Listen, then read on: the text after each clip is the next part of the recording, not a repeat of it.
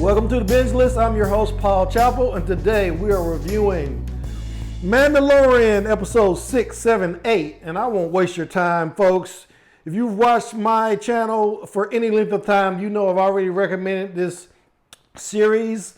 But in some of my prior reviews, I had some reservations about some of the pacing issues, some of the plot issues, mostly that I think I said something along the line of the cracks were starting to show, because I felt that there was some cracks because we had a bunch of filler episodes that really didn't move the plot forward. But as you probably know, if you've already watched all the episodes this season, it was building up to this final episode, actually the last two episodes, because a lot of the characters in those filler episodes were brought back to help Mando on his quest in episode 7. So before that, I just have to briefly mention we had an episode called The Prisoner, episode 6, and it introduced a few characters that I expect to see next season.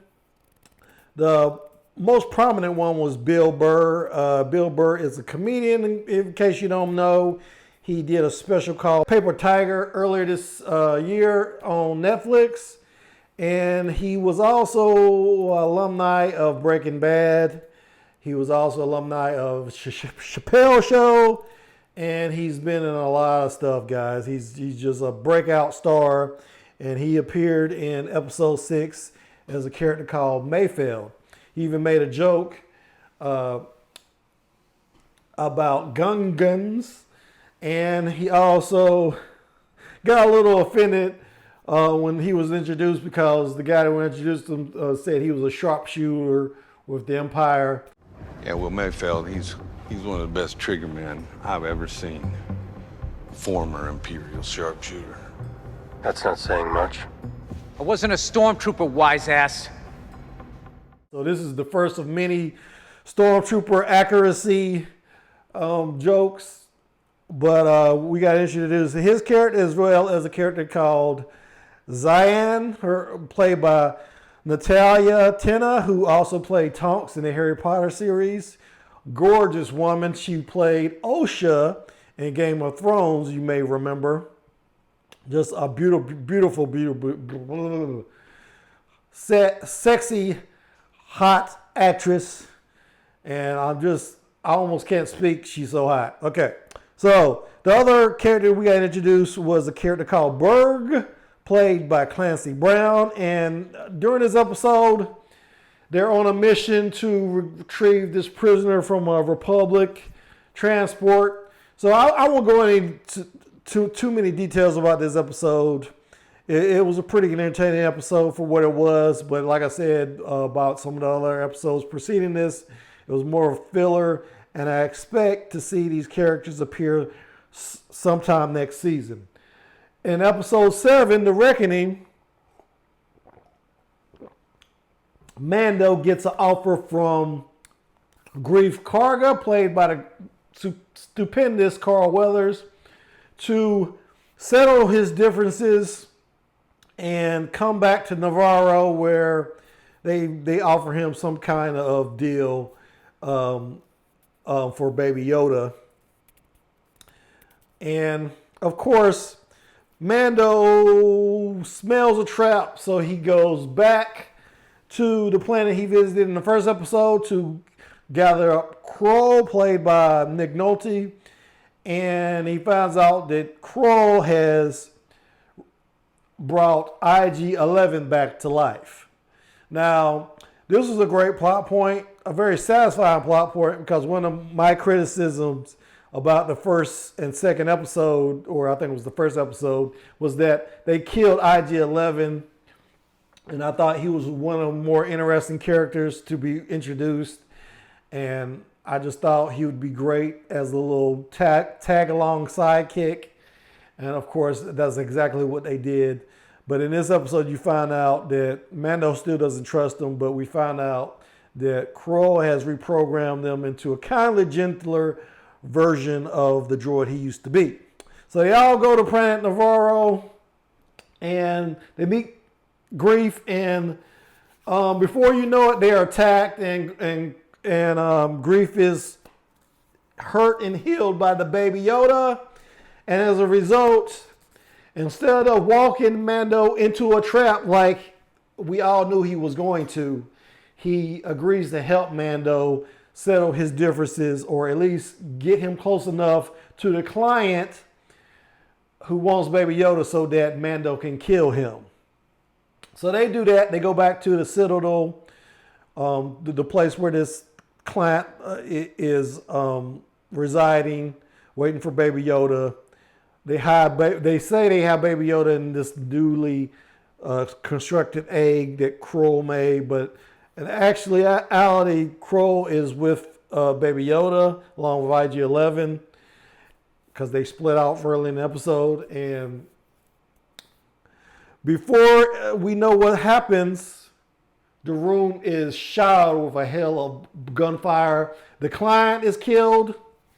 All his stormtroopers are killed, and Moff Gideon makes his entrance. Now, he is the big bad we've all been waiting for.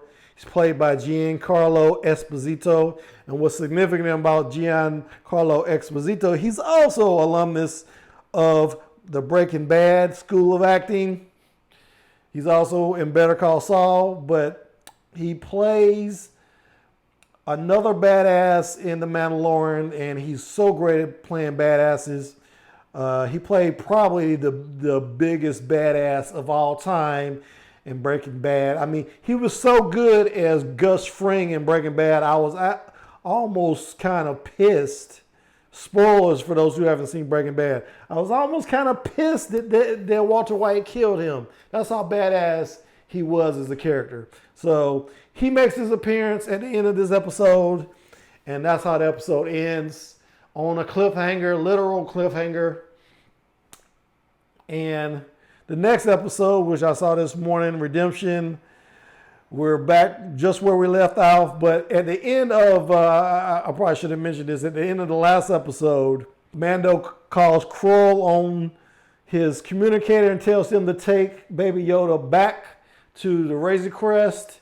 And the stormtroopers overhear this, and they speed toward the ship, and they gun down Kroll and take Baby Yoda. So that's actually how the episode ends. But in this episode, the stormtroopers get back to the Citadel, and they wait outside for further instructions. And that's when we find out that IG-11 is still alive, and he kills the stormtroopers, takes Baby Yoda, and he jumps on a speeder, and he flies into town in an attempt to rescue Mando and others. And we find out from Moff Gideon, finally we find out Mando's real name, guys. You ready for it? If you haven't seen it, maybe you should wait. Go back and come back. Go back and watch the episode, come back. Well, I'll just go ahead and tell you. His real name is Din Djarin. That's right, Din Djarin. We have a flashback to his childhood on a planet that I don't think they named, but the planet is being overrun by separatist forces. His parents, Din Djarin's parents, throw him on the ground in a little hideaway. And then there's an explosion above ground. We presume they are killed. We don't know. We don't see any bodies. But a Mandalorian opens up this little hideaway and takes Din Djarin out. Because the Mandalorians have arrived to this village, and for some unknown reason, they liberate this town. And the Mandalorian, who goes unnamed, takes Din Djarin under his wing and raises him, we're led to believe, as a foundling. A foundling is kind of like a apprentice Mandalorian.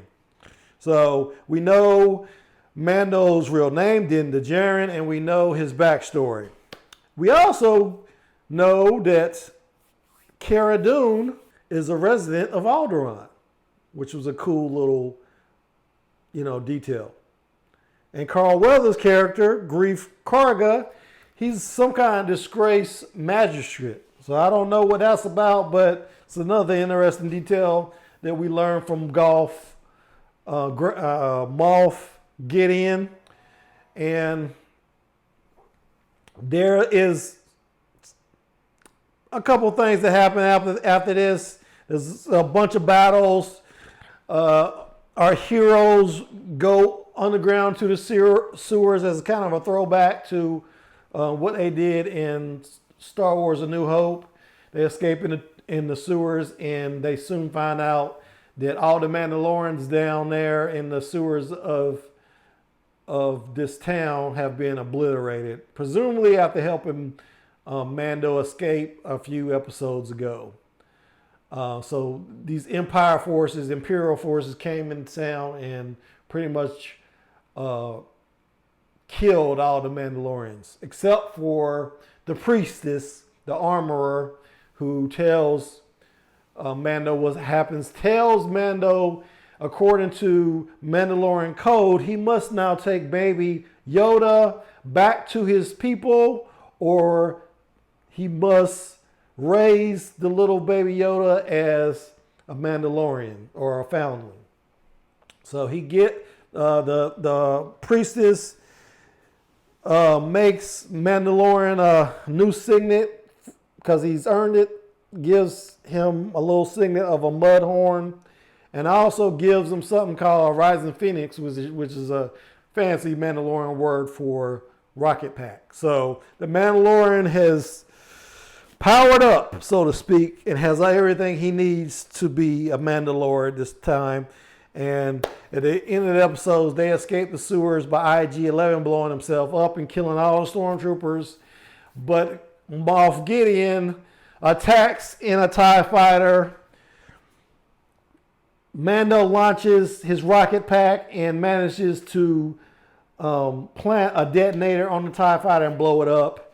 And Mando leaves with Baby Yoda and says goodbye to Cara and Grief and buries Kroll. But before that, the most awesome thing in all season happens. We see Moff Gideon cut his way out of the TIE fighter with a dark saber.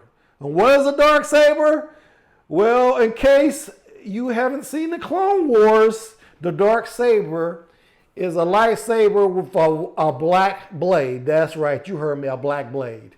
And not only that, this lightsaber was specially designed by Tar Vesla, who was the first Mandalorian inductee to the Jedi Order over 1,000 years ago.